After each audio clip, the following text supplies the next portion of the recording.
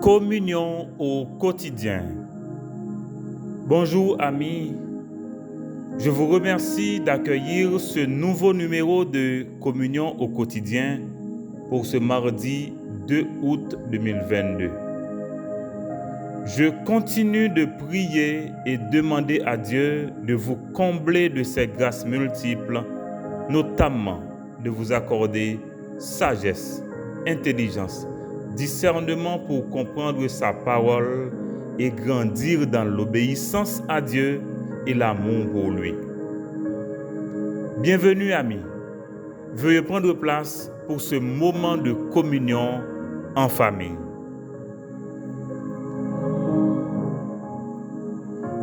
Nous sommes en train d'étudier l'expérimentation, notre témoignage sous la puissance du Saint-Esprit.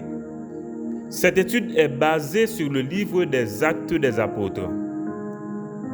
Hier, nous avons regardé les fonctions de la nouvelle organisation fondée le jour de la Pentecôte en Actes chapitre 2.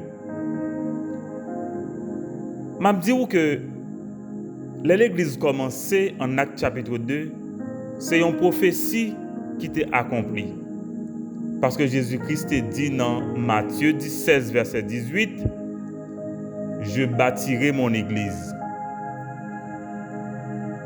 Et, gardez bien amis, le baptême du Saint-Esprit, la nouvelle naissance, c'est condition pour chaque croyant, pour chaque monde d'intégrer l'organisation ça, par la foi en Jésus-Christ, bien sûr. Et foi, ça, on t'a exprimé à travers le baptême au nom de Jésus en signe d'adhésion à la foi. Espérez que vous l'avez avec moi. Nous te comprenons que hier, une fonction principale l'église a gagné, c'était l'enseignement, l'instruction qui occupait une place de choix dans l'église naissante. Acte 2, verset 42. Il persévérait dans l'enseignement des apôtres, basé sur l'écriture. À l'époque, l'Ancien Testament. Et apôtres considéraient en pile la mort et la résurrection de Jésus-Christ comme un fait marquant qui fait partie de sa nous-croix et d'autres faits qui concernaient Jésus-Christ. Aussi, l'autre bail qui était toujours au rendez-vous, c'est la communion fraternelle. Il était allé bien loin jusqu'au bien matériel en Acte 2, versets 43 et 44. Aussi, le repas du Seigneur, la Sainte Seine qui a été partagée, c'était une sorte d'harmonisation tout. Et puis les prières, et puis l'adoration qui était exprimée surtout par crainte qui a été développée pour bon Dieu et ajoutée de l'évangélisation. Vous songez dans Actes chapitre 2 verset 47b, il dit « Et le Seigneur ajoutait chaque jour à l'église ceux qui étaient sauvés ». Pour matin ça, mardi 2 août 2022, sujet que nous allons aborder c'est « Debout au nom de Jésus ». Oh, je vais me répéter le bout. « Debout au nom de Jésus ». Vous pouvez répéter ça?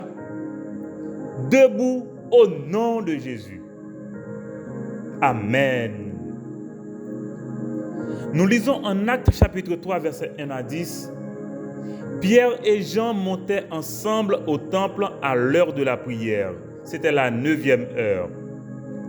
Il y avait un homme boiteux de naissance qu'on portait et qu'on plaçait tous les jours à la porte du temple appelé la Belle pour qu'il demandât l'aumône à ceux qui entraient dans le temple. Cet homme, voyant Pierre et Jean qui allaient y entrer, leur demanda l'aumône. Pierre, de même que Jean, fixa les yeux sur lui et dit « Regarde-nous ». Et il les regardait attentivement, s'attendant à recevoir d'eux quelque chose.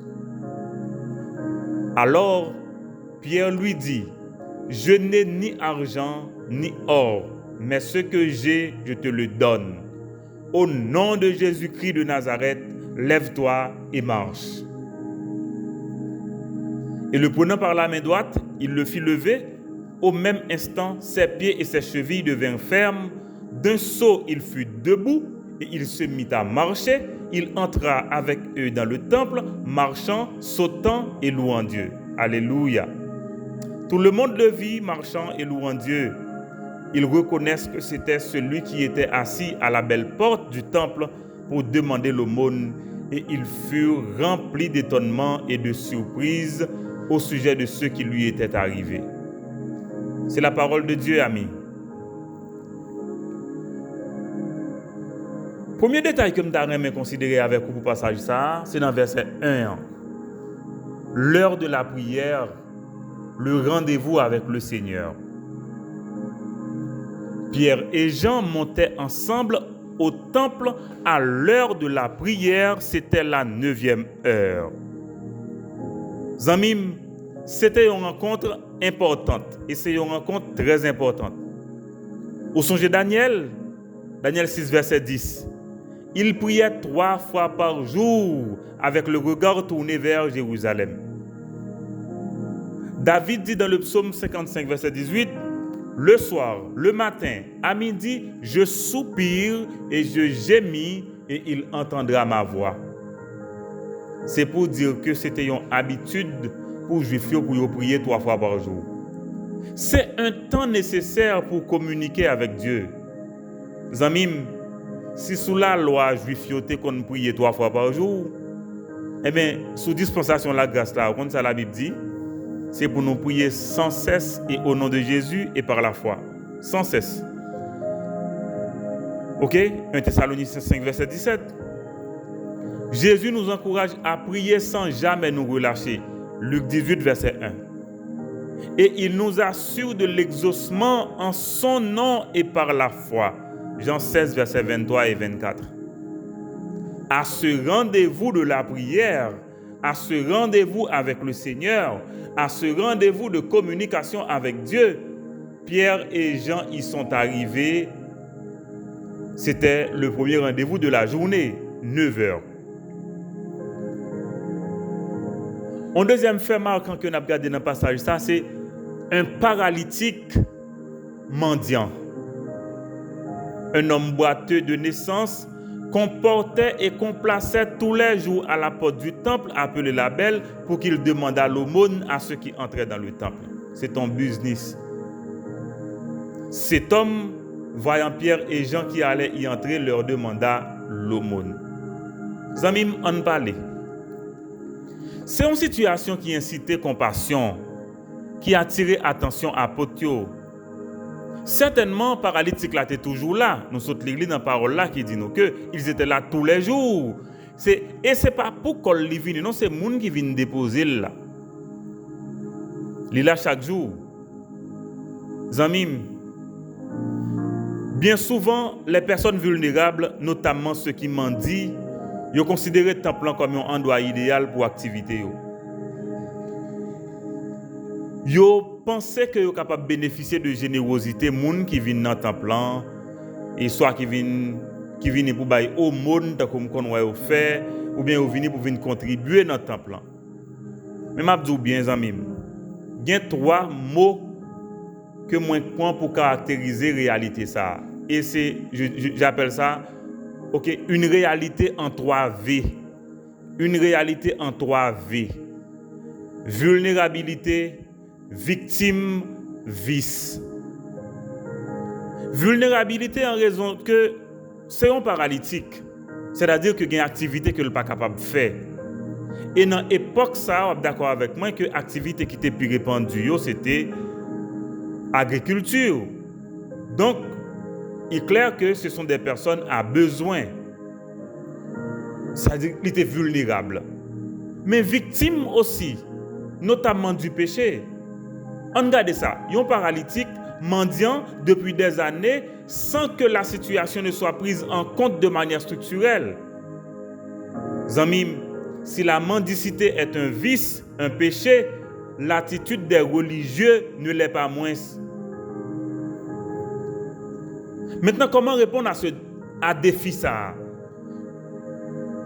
Comment le temple peut-il être le théâtre d'une telle scène? Les gens viennent pour adorer, pour communier, pour prier et écouter le message de la parole de Dieu. Cependant, il se trouve que des personnes viennent faire leur business. Et puis, quel business? La mendicité. Zamim, c'est un vice. Et je vais plus loin m'abdou que c'est un mauvais esprit. C'est démoniaque. Mais la question fondamentale, c'est comment répondre spirituellement à ce défi. Et c'est là le plus important. On a abordé le troisième détail là tout de suite. Pierre et Jean arrivent et font face aux paralytiques mendiants. Cet homme, voyant Pierre et Jean qui allaient entrer, leur demanda l'aumône. Pierre, de même que Jean, fixa les yeux sur lui et dit « Regarde-nous ». Et il les regardait attentivement, s'attendant à recevoir d'eux quelque chose. Alors Pierre lui dit « Quoi? Je n'ai ni argent ni or, mais ce que j'ai, je te le donne. Au nom de Jésus-Christ de Nazareth, lève-toi et marche. » Et le prenant par la main droite, il le fit marcher. Au même instant, ses pieds et ses chevilles devinrent fermes. D'un saut, il fut debout et il se mit à marcher. Il entra avec eux dans le temple, marchant, sautant et louant Dieu. Tendez bien, amis. Paralytique n'a pas de compte ça. Mais c'était le dernier instant que tu gagné pour te vivre dans des conditions déshonorables que tu y comme paralytique et puis mendiant. Le paralytique s'approche des apôtres pour mendier, comme chaque jour. Mais Pierre et Jean fixent le regard sur le paralytique et ils demandent pour que les regarder autour. Je suis sûr que dans cette paralytique là, les Pierre et Jean demandent pour le garder. Je crois que ils disent dans tête quête, tel que je suis fixé par ces hommes, je vais m'en tirer d'affaire. C'est-à-dire que je vais recevoir quelque chose. Mais surprise là, je n'ai ni argent ni or. Zamim, dans tête paralytique là, je suis sûr que le temps de ça, dans bouche apotio, paralytique là, je suis sûr que lui a envie de demander quête. Pour qui ça, il va regarder comme ça si il pas bam rien. Peut-être que il était quand même arrivé fâché contre apotio. Il aurait pu même s'en prendre aux apôtres. Mais le reste de la phrase semble sonner drôlerie. Quand Pierre dit « Mais ce que j'ai, je te le donne. Au nom de Jésus-Christ de Nazareth, lève-toi et marche. » Quelle déclaration, ami! Une déclaration qui engage la foi des apôtres et le nom de Jésus. Et regardez bien, le prenant par la main, le faisant lever, au même instant, ses pieds et ses chevilles devinrent fermes. Donc, les apôtres ne répondent pas aux attentes du paralytique mendiant, mais lui accordent énormément plus, une transformation qui le fait changer de métier. Regardez les réactions, Yokonia. Les réactions. Il entra dans le temple, marchant, sautant et louant Dieu. 9. Tout le monde le vit marchant et louant Dieu. 10. Il reconnaissait que c'était celui qui était assis à la belle porte du temple pour demander l'aumône et il fut rempli d'étonnement et de surprise au sujet de ceux qui lui étaient arrivés. Mes réactions. L'homme qui était paralytique, qu'est-ce qu'il fait? Il marche, il saute, il loue le Seigneur dans le temple. Il était venu mendier, maintenant il adore. Amen. Mais ça, l'évangile capable de faire, mais ça témoignage sous la puissance du Saint-Esprit capable de faire. Et les gens qui observent, remplis d'étonnement et de surprise. Mes amis, c'est comme ça, c'est difficile. Même réaction, on a parlé de ça en l'autre l'heure. Et puis, ils ont accordé un pile attention aux apôtres. On a prouvé ça dans l'autre l'heure tout. Les amis, une question que poser avec vous là et on a essayé de répondre ensemble. D'abord, c'est pourquoi les miracles? Aussi, pourquoi pas les miracles? Zamim qui t'aime bien. Les miracles relèvent de l'amour et de la compassion de Dieu pour ceux qui sont vulnérables et incapables d'avancer dans la vie et exclus des groupes. Songez bien, Jésus-Christ, ouais, foule là qui grand goût qui attend depuis tout le temps ça, il a compassion pour eux et il demande pour bailler manger. Il a compassion pour eux, il demande pour bailler manger. OK? Et à bien des situations, c'est ça que le fait. Il garde des situations, il a compassion et il agit. Bien souvent, Ces gens vulnérables sont la cible du malin, qui les confirme dans leur état en accusant Dieu de les avoir fait ainsi et qui ne les aime pas. Et bien des fois, ces gens vulnérables sont manipulés par d'autres plus forts qu'eux pour atteindre leur fin. Moi, sûr que les gens qui te viennent déposer paralytique là, chaque fois là, ils attendent de lui quelque chose. Mais regardez bien, bon Dieu pour démontrer l'amour pendant que lui baille monsieur sa guérison. Ainsi, l'homme qui était paralytique peut marcher et il peut réintégrer maintenant son groupe. Amis, juste un regard, une parole, un geste au nom de Jésus mettent debout l'homme infime, l'homme mendiant. C'est un prodige en raison de la force de la vie venue de Jésus-Christ ressuscité qui s'est manifesté en cet homme. Mes amis, de telles guérisons continuent de se produire, même si ce n'est pas de manière aussi spectaculaire. Et ces guérisons sont encore possibles aujourd'hui. Mes amis, je vais terminer échange ça avec vous. Pendant que je m'ai posé une question que bon Dieu mettait sous cœur moi. Et c'est une question pour moi-même qui est très importante. C'est comment transformer nos mendiants en adorateurs. Comment transformer nos mendiants en adorateurs. Partout en Haïti, notamment à Port-au-Prince, mes amis, c'est grave. C'est grave. Waouh. Je vous fais grâce des détails. On raconte une anecdote sur la rencontre de saint Thomas d'Aquin qui rendait visite au pape de l'époque. C'était au Moyen-Âge. Trouvant le pape en train de compter une forte somme d'argent et le pape de dire « Thomas, nous ne sommes plus au temps de dire « Je n'ai ni argent ni or ». De répondre, Thomas lui dit « Non plus nous ne pouvons dire « Lève-toi et marche ». C'est une anecdote qui veut montrer l'incapacité paralytique de l'Église moderne de répondre à certains défis. Ça veut dire aujourd'hui l'Église n'a pas de puissance pour résoudre le problème. Ça semblait réalité. Mes amis, ce n'est pas la vérité, non? La vérité, c'est que Jésus-Christ est le même hier, aujourd'hui et éternellement. Hébreux 13, verset 8. C'est parole bon Dieu qui est la vérité. Nous voulons connaître ça. Et parole bon Dieu dit en Marc chapitre 11, verset 22 à 24, et nous lisons. Jésus prit la parole et leur dit, ayez foi en Dieu. Je vous le dis en vérité, si quelqu'un dit à cette montagne, ôte-toi de là, jette-toi dans la mer, s'il ne doute point en son cœur, mais croit que ce qu'il dit arrive, il le verra s'accomplir. C'est pourquoi je vous dis, tout ce que vous demanderez en priant, croyez que vous l'avez reçu et vous le verrez s'accomplir. Amis, je vais rentrer dans un détail profond avec vous. Konya. Zamim, je dis bien, nous sommes capables de changer le cours de l'histoire de notre pays au nom de Jésus. On dit Amen à ça. Je vais reprendre encore. Nous pouvons changer le cours de l'histoire de notre pays au nom de Jésus. Je vous demande de dire Amen à cela. C'est ma conviction profonde. Dieu veut transformer notre pays. D'abord, les cœurs des croyants doivent être à lui. Je vais répéter ça encore. Bon Dieu veut transformer le pays nous. Mais d'abord, comme croyants, c'est pour cœur nous appartenu à bon Dieu.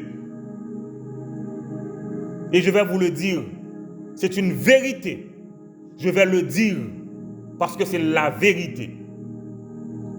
Plus gros défi qui en face nous, comme croyants en Haïti, ce n'est pas difficulté qui est liée à insécurité, ce n'est pas pauvreté, c'est même pas le vaudou comme n'a fait quoi là, c'est pas vrai, c'est pas ça. C'est pas ça. Le plus grand défi reste les cœurs de ceux qui se disent croyants, qui clament le nom de Jésus. Pourtant, dans bien des cas, ces gens-là ne connaissent pas Dieu. Et ceux qui le connaissent ne se soumettent pas à Dieu. C'est le problème. C'est pour l'autre bagaille que lui. Pas venir accuser vaudou, insécurité, moun méchant, moun ceci, moun cela. Problème, c'est que nous-mêmes qui disons nous croyons dans Jésus, nous pas quoi. Nous pas quoi. D'ailleurs, nous pas engagés nous dans rien, en preuve que nous pas quoi. Nous pas engagés nous dans rien parce que nous pas quoi. Nous pas entreprendre rien parce que nous pas quoi. Nous pas décider sur rien parce que nous pas quoi. C'est ça lié comme problème. Et je suis convaincu que ce défi est bien plus grand que celui du mal moral, du mal socio-économique, du mal identitaire de notre pays. Je vous dis la vérité et je vous le dirai en face parce que c'est vrai. Amis, réveillez-vous. C'est le temps de voir les choses à travers des lunettes de la foi. C'est l'époque. Franchement, moi je vois mon pays transformé par ma foi. Et la foi de chaque croyant sérieux en Haïti. Ce n'est pas monde qui sous bluff, non? Qui défend poche, non? C'est pas ça, non? Mais je vois mon pays transformé par ma foi et la foi de chaque croyant sérieux en Haïti, qui prononce des paroles de bénédiction sur notre pays. C'est ça, moi, crois et moi, dis ou li. Oh Seigneur Jésus, oh Père d'amour, oh Dieu notre Père, alléluia, moi rends nous grâce, moi rends nous action de grâce et moi bénis nous matin. Merci Papa bon Dieu pour révélation, merci Papa pour présence Saint-Esprit et merci Papa parce que vous-même ou toujours ça, ou t'es toujours hier, ou le même, hier, aujourd'hui et éternellement. Oh Dieu mon Père, mais rends-nous grâce pour tout bienfait qu'on a déjà accordé à nous dans le pays. Merci parce qu'on a déjà accordé nous des bienfaits, notamment tes enfants en Haïti. Je bénis ton nom pour ta disposition, parce que vous voulez continuer à faire nous du bien. Et moi, reconnaissant, moi, rends-nous action de grâce pour l'amour que vous manifestez envers nous à travers le sacrifice du calvaire. Je te remercie pour les faveurs que tu continues de déverser sur nous encore aujourd'hui. Père, viens au secours de notre incrédulité, de l'incrédulité de tes enfants en Haïti, qui refusent de se soumettre à ta parole pour voir notre pays transformé, nos communautés rénovées et nos familles en santé. Père, nous croyons, nous confessons, nous déclarons, nous établissons que nous forgeons un destin différent mais transformateur pour notre pays par notre foi en toi. Et au nom de Jésus, Père, moi chasser de pays tout esprit de mendicité, tout esprit de pauvreté, tout esprit de maladie chronique, tout esprit de folie, tout esprit d'insécurité, tout esprit de corruption, tout esprit d'injustice, tout esprit d'insalubrité, tout esprit de méfiance, tout esprit de mal et de médiocrité. Moi chasser yo, moi déclarer yo anathème et moi jeter yo dans l'abîme au nom de Jésus. Et au nom de Jésus de Nazareth, moi déclarer, moi revendiquer le bien-être à tous égards pour mon peuple. Moi revendiquer au nom de Jésus de Nazareth un environnement sécuritaire, un leadership responsable et sain au niveau de l'État de mon pays. Moi réclamer, moi revendiquer au nom de Jésus la justice, la prospérité, la confiance, la richesse, le bien, la bonne éducation pour mon pays. Au nom de Jésus de Nazareth, je déclare que le foyer de communion est consacré à la gloire de Dieu. Au nom de Jésus de Nazareth, je déclare nouvelle naissance sur chaque personne touchée par notre service, mais qui ne confesse pas encore le Seigneur Jésus comme Sauveur. Au nom de Jésus de Nazareth, je déclare nouveau départ et succès pour chaque personne que tu connectes à notre service. Au nom de Jésus de Nazareth, je déclare guérison pour toute personne malade connectée à ce service maintenant. Réconfort pour tous les cœurs endeuillés. Liberté pour toute personne enchaînée par le malin. Et que le foyer de communion s'établisse pour répondre aux besoins de chaque personne liée à notre service. C'est au nom de Jésus, nous prier et déclarer tout ça. Amen. Amen. Amen.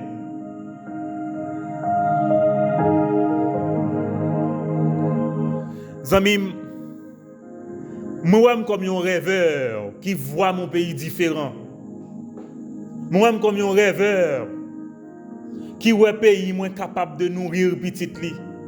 Qui voit pays moins qui est capable de répondre à des défis qui présentent devant le aujourd'hui au nom de Jésus. Et je me vois comme un rêveur qui voit foyer de communion en action cognac pour défendre le pays nous spirituellement. Pour nous prendre autorité spirituellement sur le pays nous.